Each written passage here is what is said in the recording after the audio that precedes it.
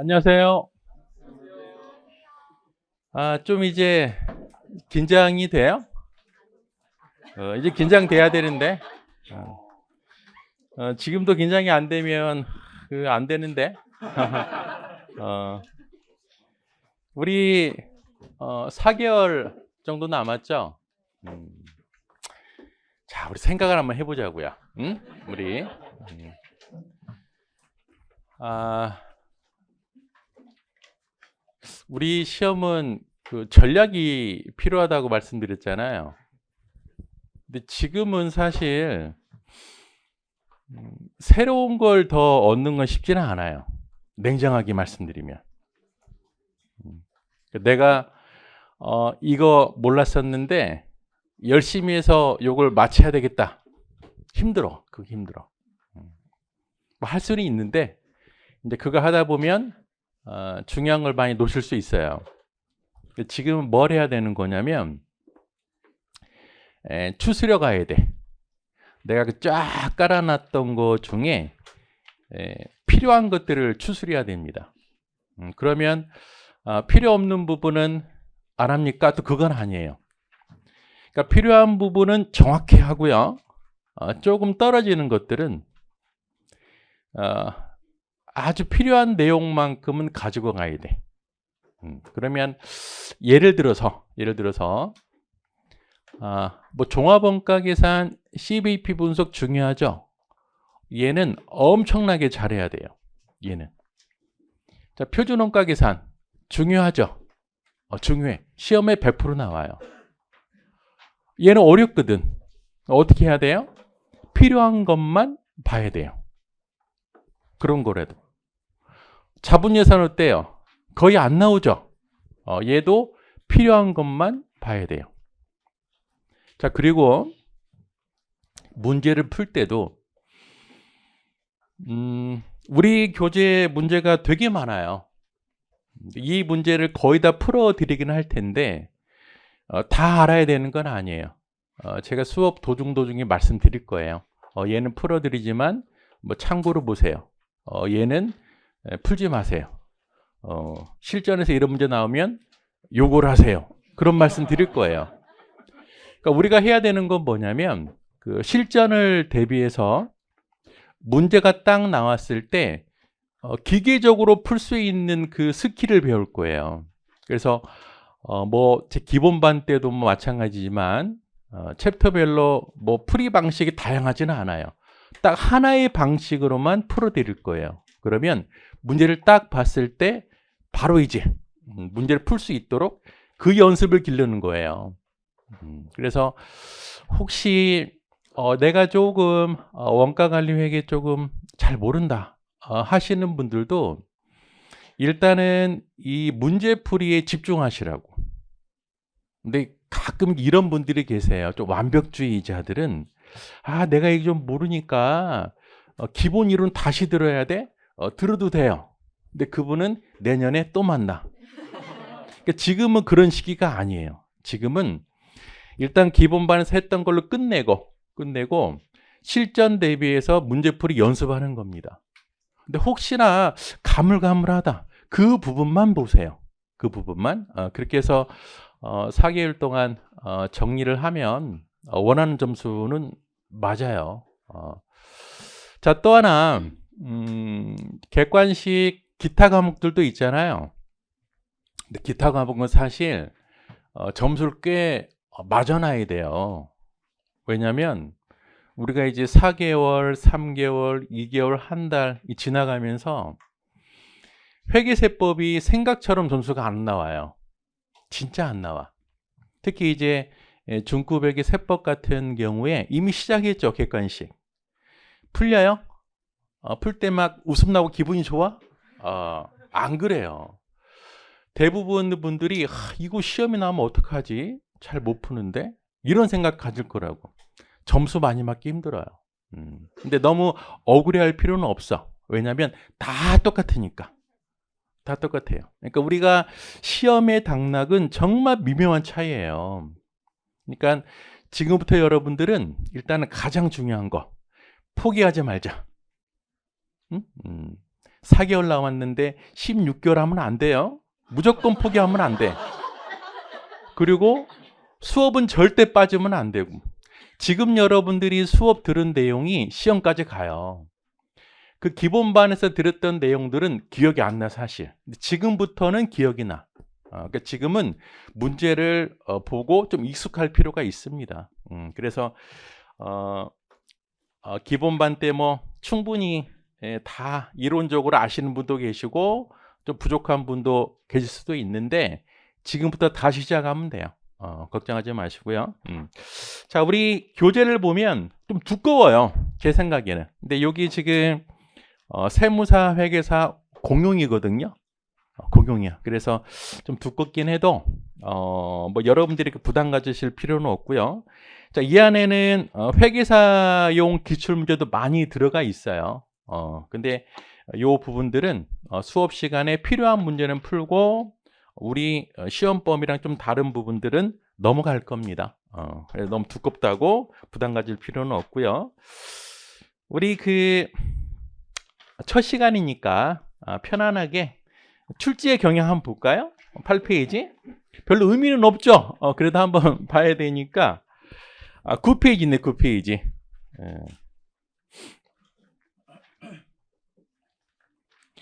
16문제가 나오다 보니까요. 근데 과거에 15문제 나왔었는데 2020년도부터 2021년도부터 16문제씩 나와요. 올해도 아마 16문제 나오지 않을까. 근데 분포를 보면 거의 뭐 전 분야에서 나온다고 보시면 돼요.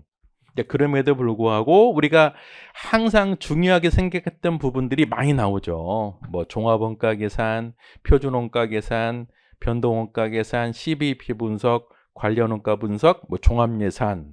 그러니까 우리가 하나도 버릴 파트는 없어요. 대신 강약 조절을 해야죠. 선택과 집중. 많이 나오는 부분들은 열심히. 뭐 적게 나오는 부분들은 최소한 기본적인 내용은 알고 간다. 이렇게 생각하시면 될 것 같고요. 이 정도 보고 10페이지 보면 원가관리회계 필수 개념 도식화라고 해서 제가 수업 중에 열변을 토하면서 했던 것들 다 그려놨어요. 그러니까 요거는 수업 중에 할 내용은 아니에요, 사실. 요거는 여러분들이 혹시 정리할 때 요걸 기본으로 해서 정리하시면 될 것 같고, 우리 이제 수업은 페이지 몇 페이지야? 40페이지부터 할 거예요. 자, 일단 각 챕터별로 핵심 이론 요약이라고 돼 있어요. 요거는 굳이 우리들이 다시 기본서를 볼 필요가 없이 그래도 각 챕터별로 중요한 내용들을 좀 요약해 놨습니다. 그러니까 아까 봤던 도식화 그림 그거 하고요. 이 핵심 이론 요약 가지고 정리하셔도 충분할 것 같아요. 자, 40페이지 보면 이제 제조원가 흐름에 관련된 거죠. 자, 첫 번째 재무회계와 관리회계 차이. 이것도 가끔 시험에 나와요. 일단 중요한 포인트는 재무회계는 외부 정보 이용자, 관리회계는 내부 정보 이용자가 이용한다. 그리고 재무회계는 재무제표, 즉 보고 형식이 재무제표라는 일반 목적 보고서가 있는 반면에 관리회계는 없죠. 우리 특수목적 보고서라고 하는데 일정 형식이 없다. 이렇게 보시면 되고요. 자, 제조원가 구분. 원가관리회계의 가장 출발점이 제조원가라고 그랬어요. 그 이유가 바로 뭐예요?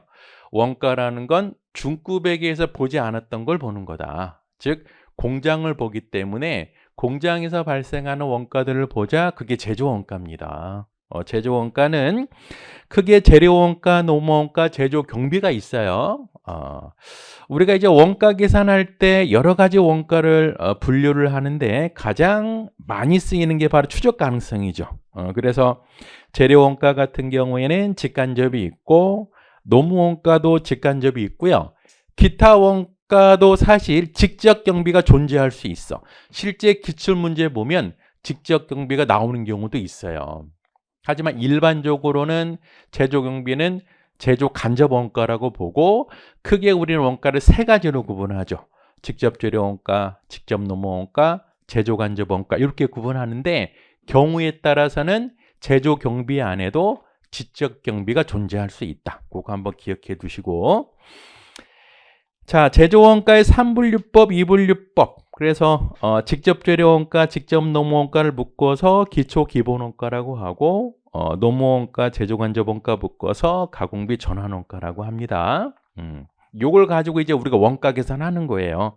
41페이지 제조 원가 흐름. 자, 이 파트에서도 매년 시험 한 문제씩 나온다고 보시면 돼요. 자, 제조 원가 흐름에서 가장 중요한 부분이 바로 뭐예요? 단기 총 제조 원가, 단기 제품 제조 원가, 매출 원가 세 가지인데요. 가장 중요한 건 단기 총 제조 원가하고 단기 제품 제조 원가예요. 자, 단기 총 제조 원가, 단기 제품 제조 원가는 어떤 계정에서 살펴볼 수 있는 거예요? 제공품에서 살펴볼 수 있는 거죠. 그러다 보니까 이 제공품 계정이 굉장히 중요해요, 사실. 이 제공품 계정이 제조 공정을 의미하기도 하고 또 우리가 흔히 말하는 원가 계산할 때 물량 흐름도는 바로 제공품 계정을 말하는 거고요. 이 제공품 계정이 제조원가 명세서예요. 그러다 보니까 이 우리 원가 쪽에서는 제공품을 잘 이해를 하셔야 돼요. 자, 이제 제공품에 들어가는 원가는 제조 원가가 세 가지가 있는데요. 첫 번째 재료 원가는 주의사항이 이 재료 원가는 유일하게 재고를 가지고 있는 제조 원가예요. 그러다 보니까 제공품에 들어가는 원가는 구입분이 아니고 사용분이라는 거. 요거 반드시 기억하셔야 돼요. 가끔 요걸 실수도 많이 하거든. 그래서 제공품에 들어가는 재료 원가는 사용분. 사용분은 어떻게 계산해요? 거기 박스 보면은 기초 원재료에 단기 원재료 매입액 더해서 기말 원재료 차감하는 형식으로 되어 있는데 실제 우리가 문제를 풀 때는 어떻게 하죠? T 계정으로 찾아내야 돼요. 그래야 실수를 줄일 수 있습니다. 그 다음에 노무원가 및 제조원가 발생분. 이것도 시험에 잘 나와요. 매년 나온다고 보면 돼. 뭐가 매년 나와요? 현금주의와 발생주의 관계. 요거는 이제 마지막 찬스. 마지막 찬스. 여러 번 설명해 드려도 계속 어려워 하시더라고. 이제 마지막 기회. 자. 요게 안 되면 이제 암기해야 돼. 암기. 자, 현금주의, 발생주의 다르잖아요. 일단 우리는 기본 과정이 돈 줬어? 그걸 비용으로 보는 거예요. 즉 현금 지출을 일단 비용으로 보자 그런 얘기예요. 현금 지출을. 근데 가산할 게 하나가 있어요. 뭐냐면 우리는 현금 지출을 비용으로 봤는데 현금이 안 나가면서 비용 처리되는 게 있어요. 그거 넣어줘야 되잖아. 현금이 안 나가면서 비용 처리되는 게 뭐가 있을까? 아, 돈 줘야 되는데 돈이 없네. 그런 경우 있죠. 바로 뭐죠? 미지급 비용이 되잖아요. 그걸 가산하는 거죠. 즉 가산해야 되는 건 바로 뭐냐면 현금이 안 나가면서 비용 처리되는 걸 가산하면 돼요. 바로 미지급 증가분을 가산하면 돼. 자, 미지급 증가라는 걸 회계처리 생각하시면 되잖아요. 회계처리는 어떻게 돼요? 차변의 비용, 대변의 미지급이잖아요. 그거는 돈이 안 나갔지만 비용 처리되는 거거든. 얘는 가산해 줘야지. 가산할 게 하나가 더 있어요. 뭐가 있을까? 돈이 안 나갔지만 비용 처리되는 거. 뭐가 있을까요? 돈을 미리 줬어. 전년도에. 그 단계는 어때요? 돈이 안 나가면서 비용 처리되는 게 있잖아요. 자, 선급. 선급 발생할 때 회계처리 어떻게 할까요? 선급 발생 회계처리는 일단 선급이라는 자산이 잡혀. 그리고 회사 입장에서는 현금 주잖아요. 뭐로 이해하면 돼요? 갑을. 사장님, 아직 월급날이 안 됐는데 돈이 필요하니까 100원만 주세요. 어떻게 하죠? 그래 내가 줄게. 회사 입장에서는 100원이 나가고 성급 100을 잡잖아요. 이 100의 의미는 뭐예요? 돈을 미리 준 거라고 회사 입장에서. 자산이죠.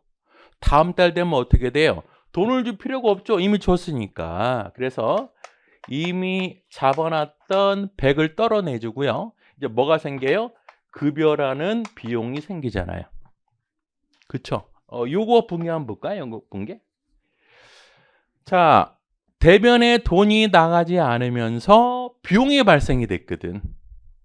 그쵸? 이거 가산해줘야지. 그래서 성급 감소분을 가산하면 돼요. 얘가 바로 발생주의 비용이 되는 거죠. 이해되셨어요? 이제 마지막 찬스예요, 요게. 그래서 요것만 기억하세요. 요것만.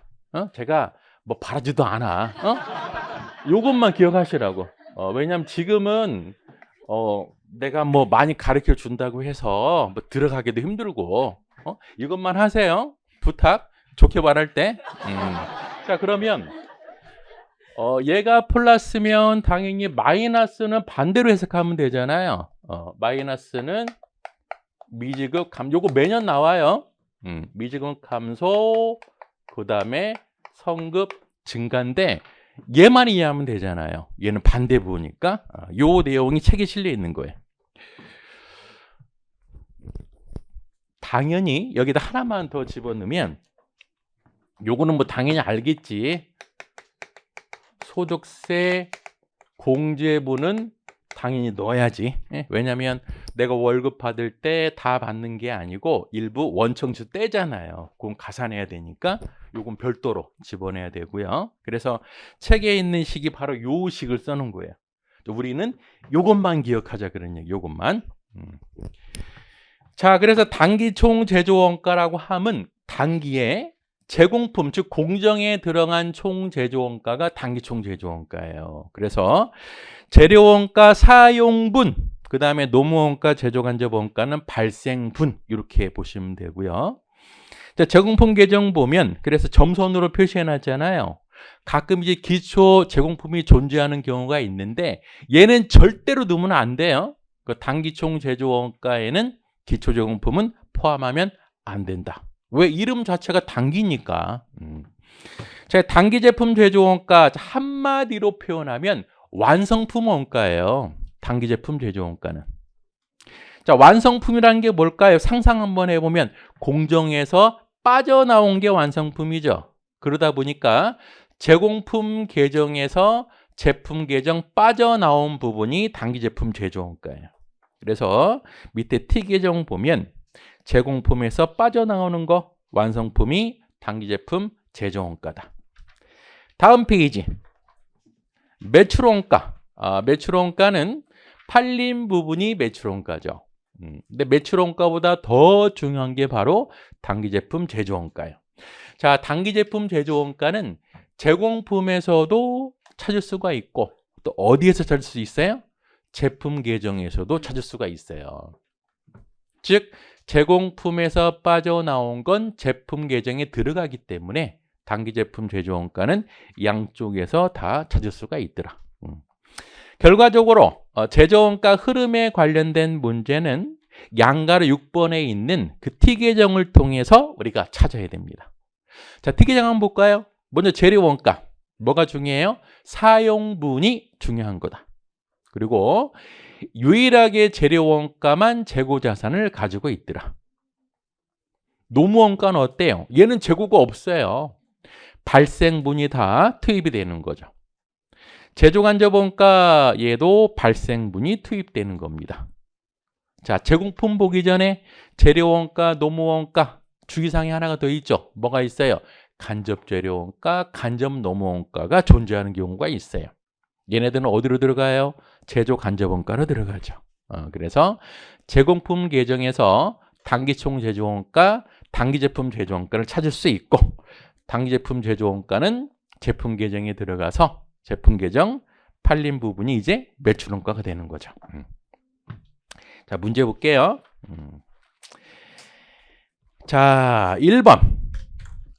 타당하지 않는 것. 자, 우리 객관식 문제를 풀 때 이게 이제 모든 과목이 다 똑같아요. 여러분들이 시험 딱 끝나고 나면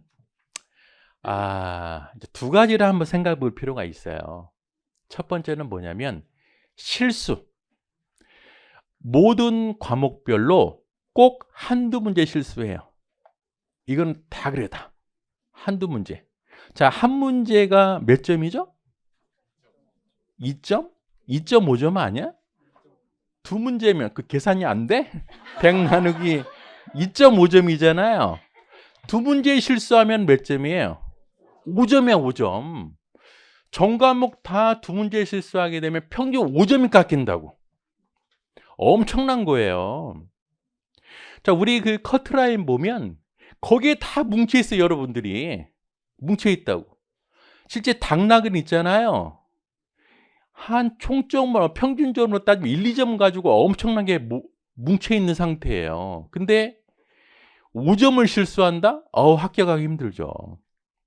그러니까 여러분들은 실수를 줄이는 게 굉장히 중요해요. 그 실수하는 것 중에 하나가 바로 요거야. 뭐냐면 문제가 타당하지 않는 것이라고 돼 있죠.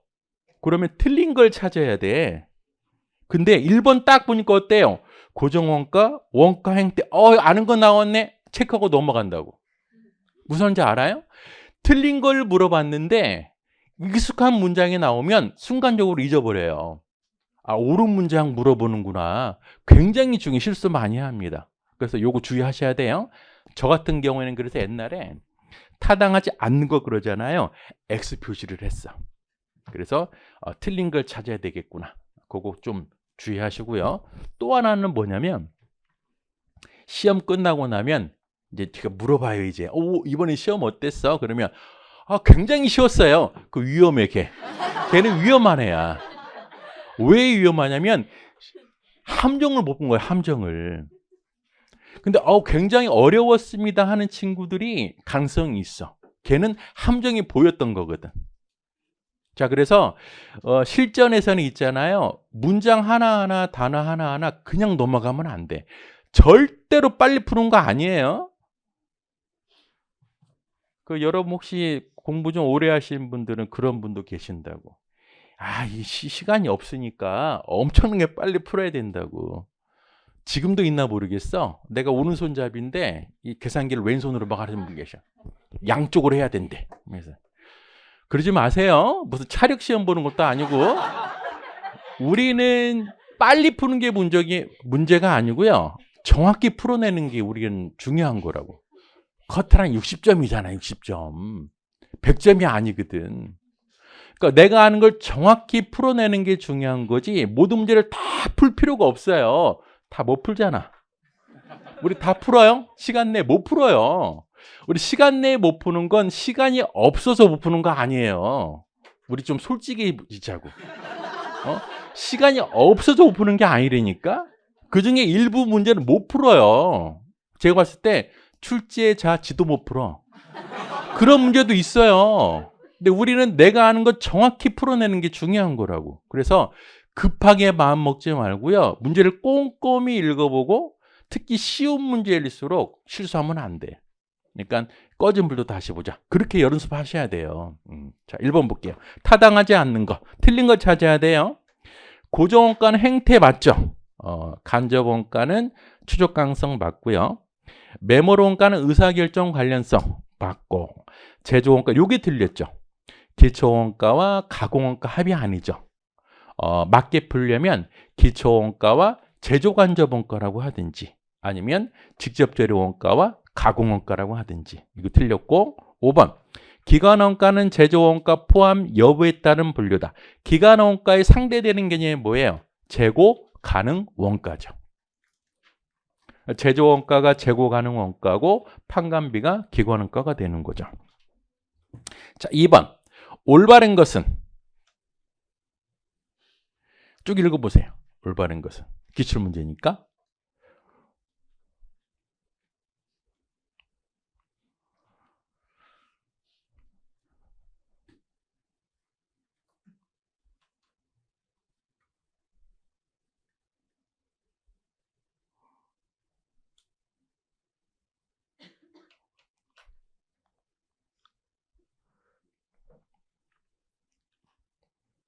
자, 1번 틀렸어. 인과관계 기준에 의해서만이 아니고요. 뭐 수혜 기준, 부담력 기준 등이 있죠. 틀렸고. 2번 제조간접 원가가 전체 제조 원가에서 차지하는 비중이 클수록, 자, 활동 기준 원가 계산의 도입 배경이 바로 뭐예요? 간접비 비중이 커졌기 때문에 ABC가 나왔잖아요. 간접비가 크니까 원가를 정확하게 배부해야 되겠다. 그래서 증가할수록 단순한 원가 배부 기준 쓰면 안 되죠. 여기 틀린 거예요. 3번 ABC는 제품의 수량과 직접 관련 없는, 자, ABC는 원가 계층이라는 게 있잖아요. 원가 계층 활동의 종류고요. 단위 수준, 묶음, 설비 이런 것들이 있잖아요. 단위 수준의 활동을 조업도 기준 배부 방식이라고 합니다. 그럼 조업도는 여러분들이 생각했을 때 수량으로 보시면 돼요. 수량. 그럼 나머지 묶음, 제품, 설비를 뭐라고 그러죠? 비단위 수준 활동이라고 하잖아요. 그래서 3번도 틀렸고. 4번 제조간접 원가 배부가 정확하게 이루어질 수 없기 때문에 어떠한 경우에도 정보를 제공하지 않는다. 그렇지 않죠. 정확하지는 않지만 합리적으로 배부를 하는 거죠. 자, 5번 ABC에서 원가 배부 기준으로 선택된 원가 동인이 원가 발생의 인과관계를 잘 반영하지 못할 경우 왜곡될 가능성이 있다. 얘 맞죠? 답은 5번. 옳지 않는 거 얘 찾아보세요.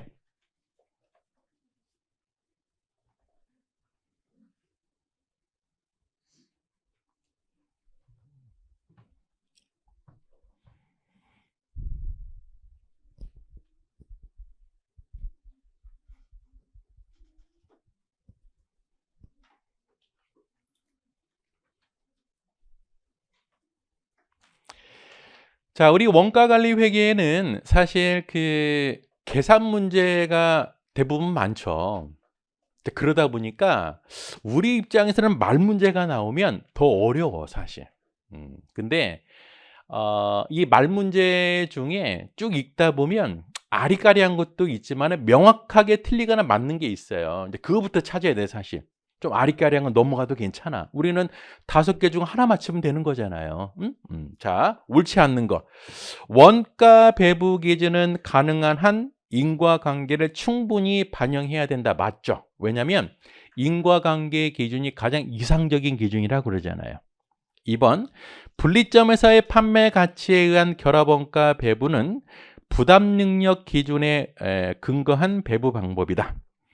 자, 결합원가 계산에서의 배부 기준은 뭐예요? 결합원가 계산 배부 기준. 자, 우리 한번 쭉 복수 한번 할게요. 개별원가 계산에서 배부 기준은 뭘 썼어요? 노동시간, 기계시간. 그걸 조업도 기준 배부 방식이라 그래요. 활동 기준 원가 계산은 뭘 썼어요? 원가 동인을 쓴 거예요. 종합원가 계산은 뭘 썼어요? 완성품, 환산량을 쓴 거고. 결합원가 계산에서는 뭘 썼어요? 순실현 가치, 분리점 판매 이런 걸 쓴 거예요. 자, 근데 이게 다 배부 기준인데요. 종합원가 계산까지 배부 기준은 바로 뭐죠? 인과관계 기준에 의한 배부 기준이에요. 종합원가 계산까지. 자, 하지만 결합원가 계산은 인과관계 찰 수가 없어. 그러다 보니까 차선의 방법을 쓴 거예요. 그게 바로 뭐죠? 부담 능력 수혜 기준을 쓴 겁니다. 그 얘기예요, 지금. 분리점 판매 가치에 의한 결합원가 배부는 인과관계 기준이 아니에요. 그래서 얘가 사실 논란의 여지는 있어. 요거를 부담 능력 기준이라고 하는 분도 계시고요. 수혜 기준이라고 하는 분도 계셔. 하지만 인과관계 기준은 아니죠. 좀 아리까리하다. 넘어갈 수도 있는 거예요. 3번 볼게요. 제조간접 원가 비중이 커질수록 좀 더 다양한 배부 기준 배부 방법. 이거 바로 활동 기준 원가 계산이니까 얘도 맞고. 4번 보조 부문 배부에 있어서 단계 배부법이 직접 배부법보다 항상 더 합리적인 배부 결과를 가져오는 것은 아니다. 맞아. 왜 맞아요? 우리가 보조 부문을 배부할 때 직접 단계 상호 배부가 있었잖아요.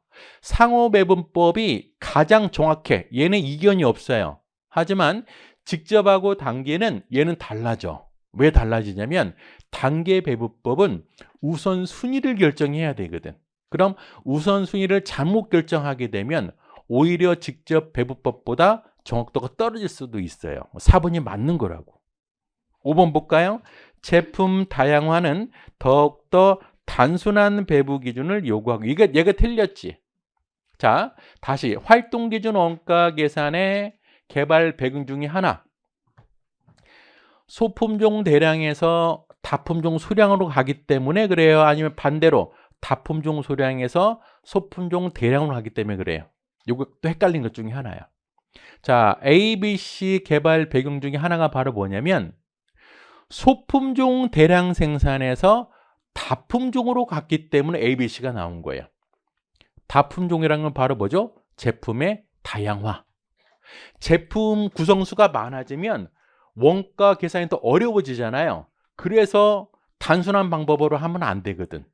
ABC로 해야지. 그래서 5번이 틀린 거지. 제품이 다양화되면 더욱더 복잡한 배부 기준이 필요하죠. 5번이 틀린 거예요. 얘가 명백히 틀렸잖아요. 그리고 2번 같은 경우에 결합원가 배부 방식은 부담 능력 기준이라고 보는 시각도 있고요. 수혜 기준으로 보는 시각도 있어요. 하지만 인과관계는 100% 아니야. 자, 다음 페이지 4번은 넘어갈게요. 우리 자존심이 있지 뭐 이런 것까지 봐. 5번도 얘도 넘어갈게. 기분 안 좋잖아 이런 거 보면. 6번 보겠습니다. 6번 읽어보세요.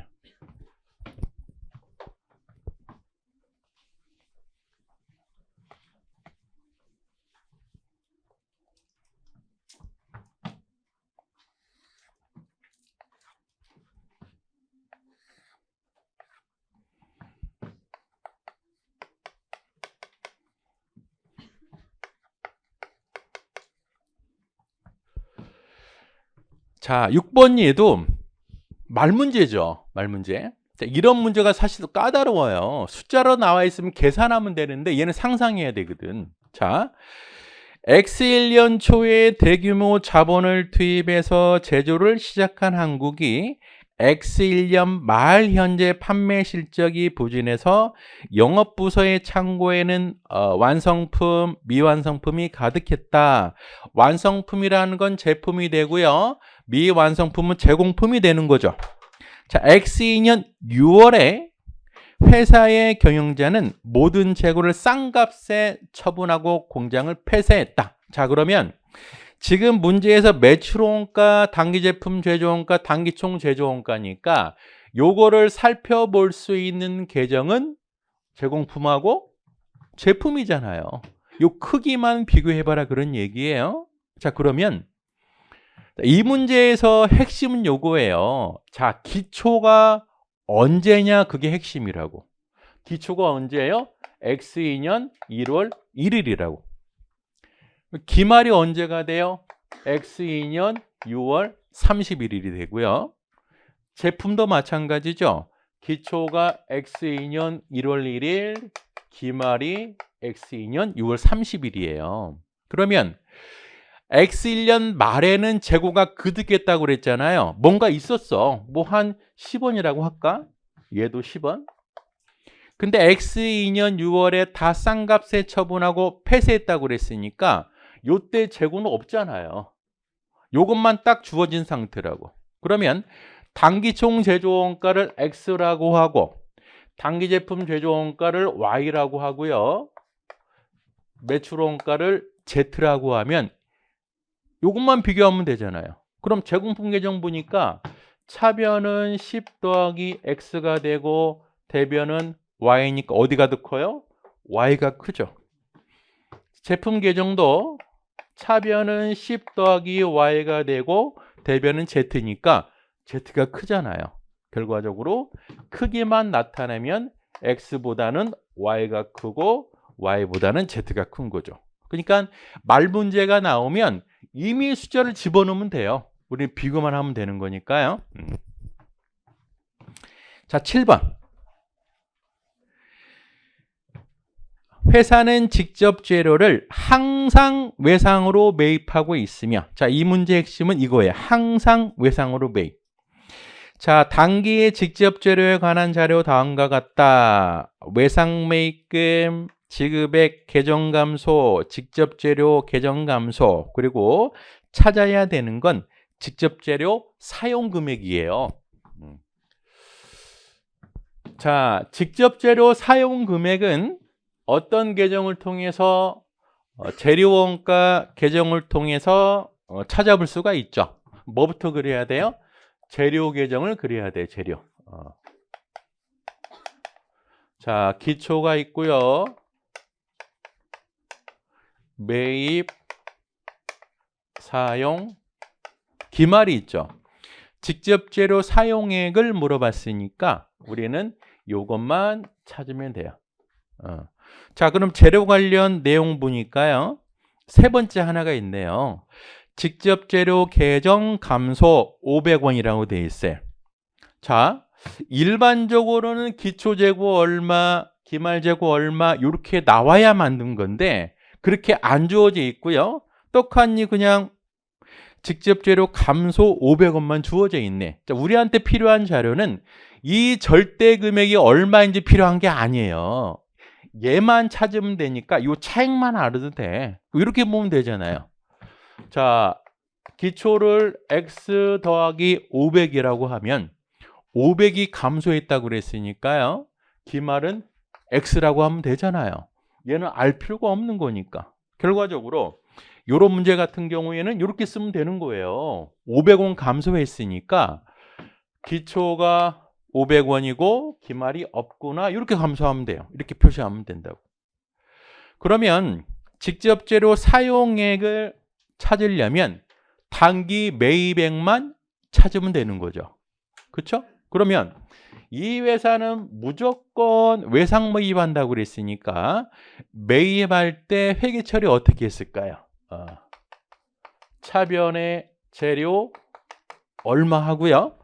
대변에는 외상 매입금 매입 채무 얼마 했겠죠. 그러면 요 금액은 뭐랑 똑같냐면 단기의 매입 채무 발생 금액과 똑같아요. 외상 매입금. 그러면 얘를 찾기 위해서 이제 뭘 찾아봐야 돼요? 매입 채무 계정을 찾아야 되는 거죠. 매입 채무는 부채 계정이니까 기초가 대변, 그리고 차변이 지급이 되고요. 얘가 기말이 되는 거죠. 즉, 요 금액하고 뭐랑 같아요? 얘랑 같은 거죠. 그렇죠? 그러면 매입 채무 외상 매입금 계정을 보니까요. 외상 매입금 지급액이 2,000원이래요. 그럼 얘가 2,000원이 되고요. 외상 매입금 계정 감소가 300원이라 그랬으니까 얘랑 같은 형식으로 찾으면 되죠. 300원 감소했으니까 얘가 300원이고 기말이 없다고 보면 되죠. 그래서 1,700원이 되니까 사용 금액은 2,200원 되는 거죠. 자, 10번 보겠습니다. 자, 얘는 제가 5초 드릴 테니까 5초. 아까 제가 이게 열변을 토한 거 그거 이용해서 찾아보세요. 10번.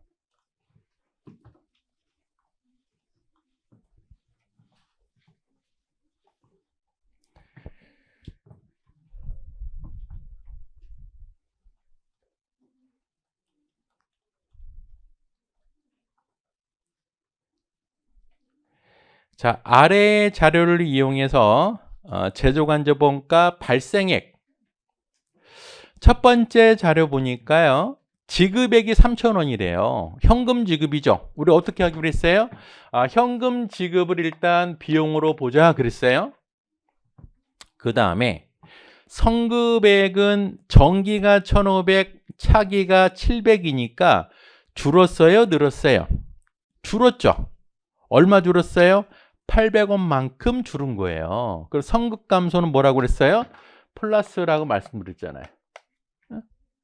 그 다음에 미지급은 정기 없었고 단기에 500원 발생이 됐으니까 미지급 증가는 어떻게 해야 돼요? 비용에 가산해야죠. 왜? 돈이 나가지 않는 비용이니까.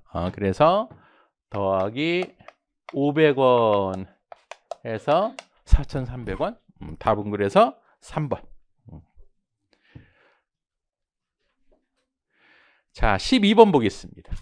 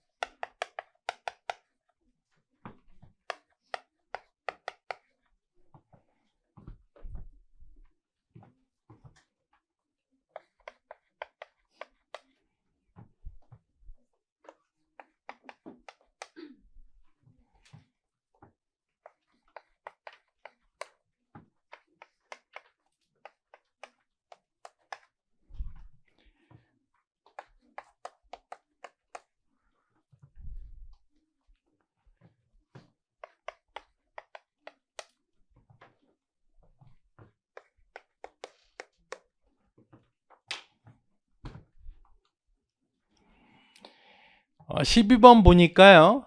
4월에 단기 제품 제조 원가를 물어봤죠. 그럼 단기 제품 제조 원가는 일단 제공품 계정에서 완성품, 즉 제공품 계정에서 찾을 수도 있고요. 얘는 제품 계정에 입고가 되는 거니까 제품 계정에서도 찾을 수 있는 거죠.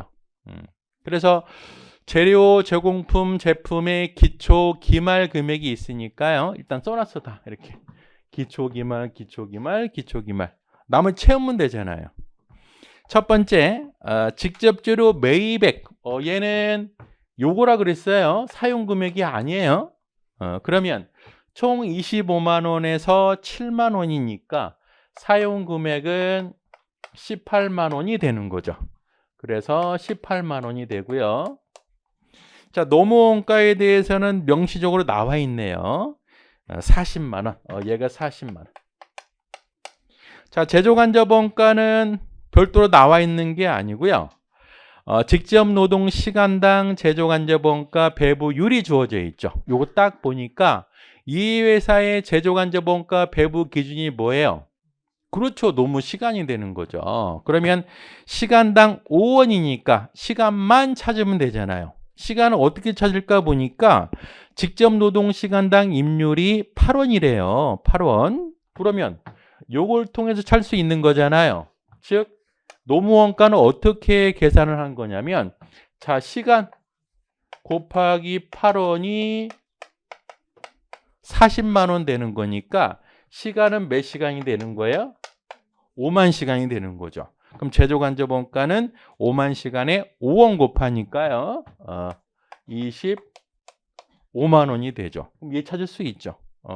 즉 제공품 차변의 합계금액 계산해 보니까요. 86만 원이 돼서 얘가 82만 원이 되는 거죠. 자, 우리 문제에서 물어보지는 않았지만 만약에 제조원가 명세서를 작성한다고 하면 그런 문제는 나오긴 힘들지만 자, 얘가 1번 재료원가, 2번, 3번이 되죠. 그 다음에 요거 다 더해서 단기총 제조원가가 되고요. 기초제공품 5번 합하면 합계가 돼서 뭘 빼면 돼요? 6번 기말제공품 차감하게 되면 7번 단기제품 제조원가가 되죠. 굉장히 중요한 거예요. 그러니까 이 제공품이 제 뭐라고 그랬어요? 제조 공정이면서 요게 제조 원가 명세서가 되고요. 우리가 앞으로 다음 장부터 개별 원가 계산에부터 결합 원가 계산까지 원가 계산은 요거에서 이루어지는 거예요. 요거에서. 다른 거 안 보는 거예요. 이렇게 연결을 시키면 돼요. 자, 13번 보겠습니다.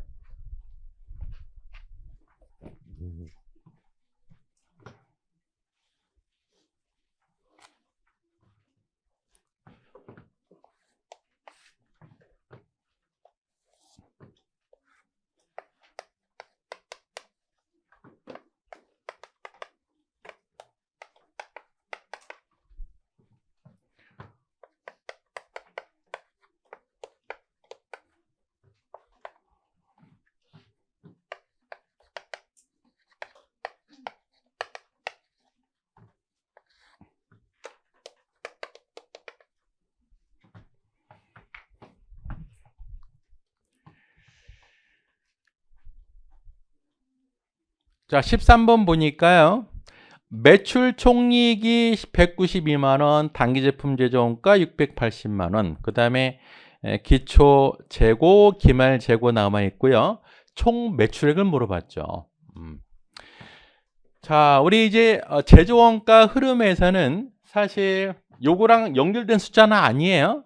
제조원가 흐름에서는 재료 계정, 제공품 계정, 제품 계정까지밖에 안 봐요, 사실. 그래서 물어보는 건 뭐예요? 단기총 제조원가가 얼마냐, 단기 제품 제조원가가 얼마냐, 매출원가가 얼마냐, 그걸 물어보는 건데 느닷없이 매출액을 물어본 거예요. 근데 이 문제 같은 경우에 어떤 자료가 있냐면 매출 총이익이 192만 원이니까 손익계산서를 보면 매출에서 매출원가 뺀 매출 총이익이 192만 원이잖아요. 문제에서는 얘를 물어봤지만 결국 뭘 물어본 거랑 똑같아요? 얘를 물어본 거랑 똑같아. 그러니까 매출액에서 매출원가를 빼면 매출총이익이 되잖아요. 결국 이 문제는 제조원가 흐름에 관련된 문제다. 뭘 찾아야 돼요? 매출원가만 찾으면 됩니다. 자, 매출원가는 제품 계정에서 찾을 수가 있는데요. 그러다 보니까 자료에서 제시가 된 기초 제공품, 기말 제공품은 우리 문제 푸는 거하고 무관한 자료예요. 이런 거 되게 많아요. 되게 많아. 그러니까 원가 관리의 문제를 풀다 보면 문제풀이와 전혀 무관한 자료들이 많이 나옵니다. 그것도 좀 선별할 수 있어야 돼요. 자, 그래서 단기 제품 제조원가 680만 원이잖아요. 얘는 뭐예요? 요거 저거. 제품 계정에 입고된 거. 결국에 기초 기말 제품 금액만 하면 될 것 같아요. 기초 제품은 90만 원, 기말 제품은 104만 원. 자, 기초 제품이 90만 원이 되고요. 기말 제품이 104만 원이 되니까 매출원가 계산해 보니까요. 666만 원이 됩니다. 666만 원. 즉 매출원가가 666만 원이니까 매출 계산할 수 있죠. 결국 이 문제도 제조원가 흐름에 관련된 문제다.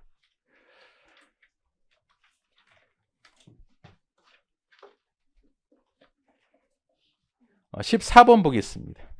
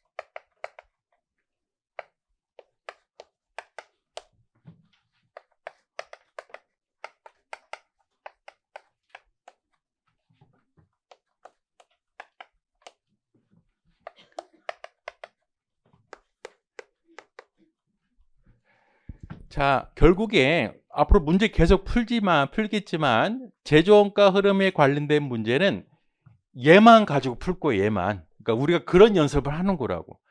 어떤 자료가 나오든 요걸 다 해결을 해야 돼요. 요걸 해결이 안 된다? 안 풀어도 돼. 그건 누구도 못 풀어요. 자, 14번 보니까 X1년 12월 31일로 종료되는 회계년도 회계자료 일보다 뭘 물어봤어요? 물어보니까 매출원가를 물어본 거죠. 요거를 찾아내면 돼요. 요거를. 자, 근데 박스 밑에 보니까 정기말 및 단기말 제공품은 없었다. 자, 이게 무슨 말일까? 정기말, 단기말 제공품은 없었다. 자, 만약에 T계정을 그리면 바로 확인할 수 있어요. 무슨 말이냐면 기초 제공품하고 기말 제공품이 없었대요. 그러면 기초 제공품, 기말 제공품이 없으면 어떤 현상이 발생이 돼요? 단기 총 제조 원가하고요. 단기 제품 제조 원가가 같아. 자, 이게 왜 중요하냐면 가끔 말로 그냥 넘어갈 수가 있어. 이런 것들이. 그러면 제공품 재고 없으면 단기 총 제조 원가, 단기 제품 제조 원가 같구나. 이렇게 이해하시면 되고요. 또 우리 문제랑 관련은 없는데 자, 이 단기 제품 제조 원가는 제품 창고로 넘어가잖아요. 만약에 기초 제품, 기말 제품이 없으면 얘를 한 줄로 표현하면 뭐라고 할 수 있을까? 단기 제품 제조 원가와 매출 원가는 동일하다. 그러니까 기초 제품, 기말 제품이 없다라고 표현할 수도 있고 단기 제품 제조 원가와 매출 원가는 동일하다라고 표현할 수도 있어요. 같은 얘기라고, 같은 얘기. 자, 결국에 이제 얘를 찾아야 되니까 다 채우면 돼요. 얘는 심플해졌네. 없다고 그랬으니까. 자, 하나씩 볼게요. 원재료 재고가 15,000원 증가했대요. 자, 원재료 재고가 15,000원 증가했으니까 우리는 이 금액이 얼마인지는 알 필요가 없더라. 얘를 재료라고 하면 기말 재고는 15,000원이 되면 되죠. 제품 재고 감소가 35,000원이니까요. 얘가 얼마인지는 알 필요 없어요. 35,000원 감소했으니까 기초를 35,000원으로 하고 기말을 제로로 갖다 놓으면 되겠죠. 원재료 매입이 43만 원. 이제 얘가 43만 원이 되니까요. 얼마 쓴 거예요? 41만 5천 원 쓴 거죠. 그래서 직접 재료 원가는 41만 5천 원이 되고 그 다음에 노무 원가가 20만 원.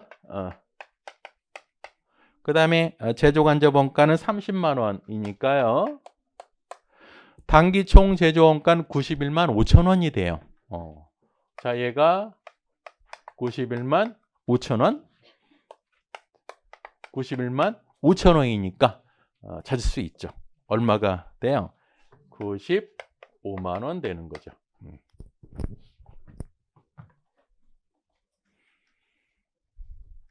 자, 15번 보겠습니다.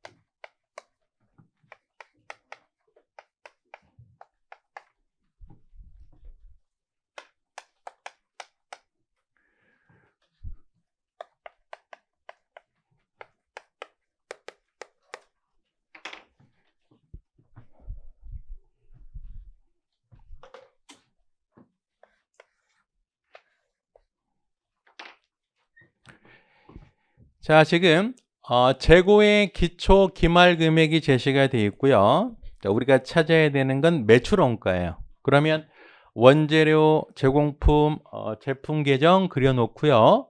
얘 찾으면 되는 거죠. 하나씩 볼게요. 원재료 제조 공정의 투입 금액은 모두 직접 재료 원가다. 사실 이 말은 있어도 되고 없어도 돼요. 근데 이게 기출 문제다 보니까 이렇게 명확하게 표시를 해준 겁니다. 그러니까 얘가 이 말이 없다고 하더라도 특별한 언급이 없으면 직접 재료 원가라고 보시면 되고요. 자, 매입한 원재료가 76,000원이래요. 그러면 76,000원 매입했으니까 원재료 사용 금액은 10만 원이 돼서 얘가 제공품으로 들어가고, 자, 기본 원가는 40만 원이다. 기본 원가는 요거 두 개 합한 게 기본 원가니까요. 직접 노무 원가는 30만 원을 우리가 추정할 수 있죠. 그 다음에 전환원가의 50%가 제조간접 원가다. 전환원가는 얘가 전환원가잖아요. 그러면 이 제조간접 원가라고 하면 요거 두 개의 합한 금액이 50%니까 30만 원 더하기 제조간접비의 50% 하면 되잖아요. 얼마가 나와요? 얘가 30만 원이 나와요. 그럼 단기 제품 제조 원가는 71만 7천 원이 돼서 얘가 이제 제품 창고로 넘어가더라. 그래서 매출 원가 계산해 보니까요. 67만 9천 원이 됩니다. 자, 16번 볼게요. 얘도 우리 아까 이제 발생주의, 현금주의 관계 그거 한번 연습할 거예요.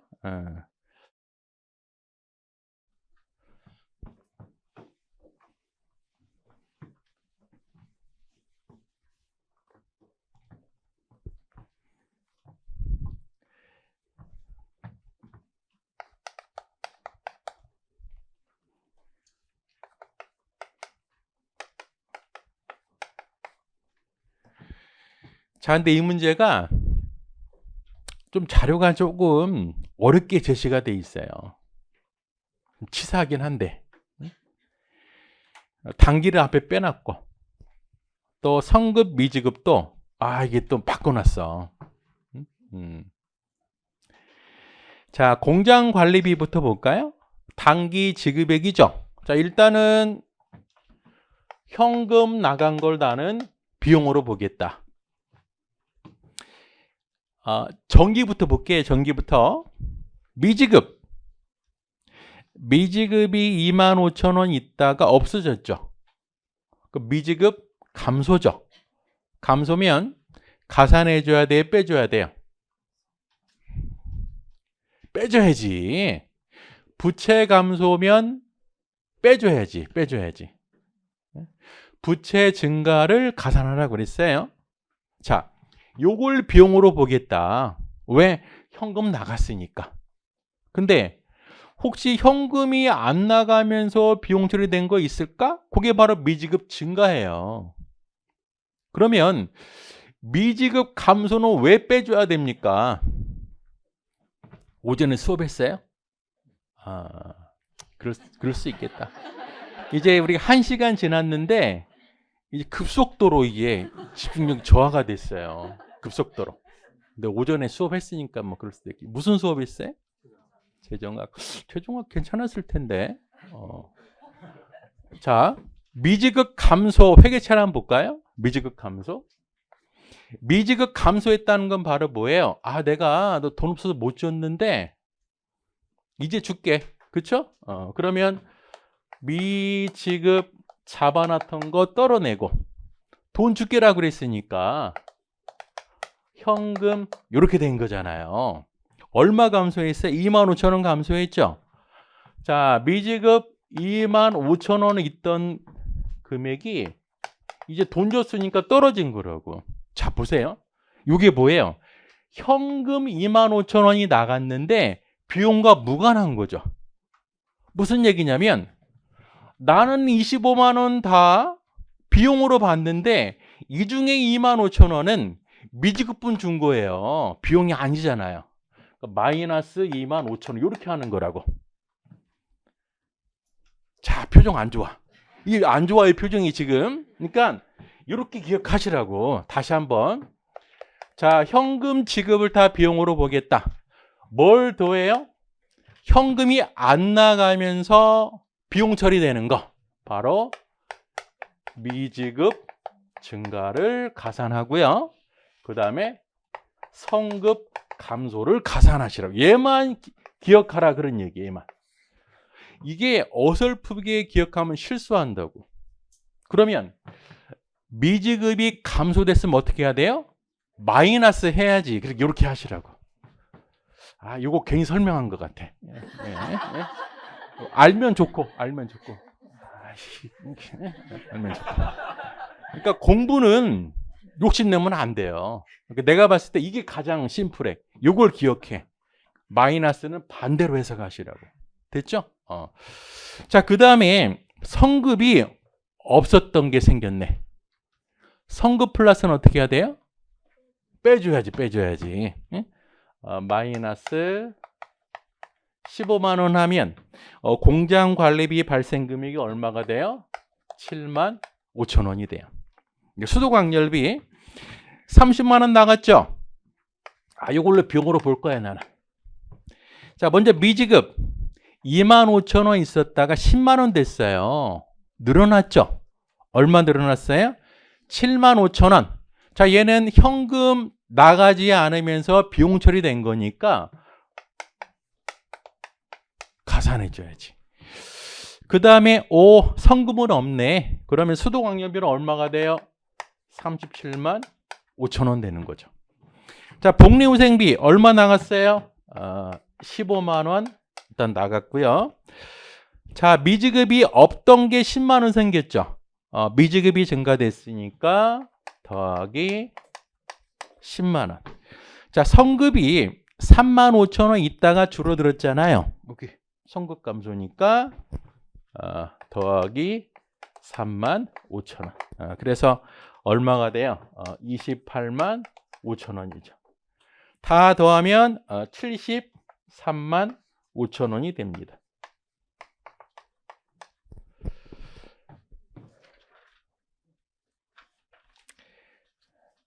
자, 잠시 쉬었다 하겠습니다.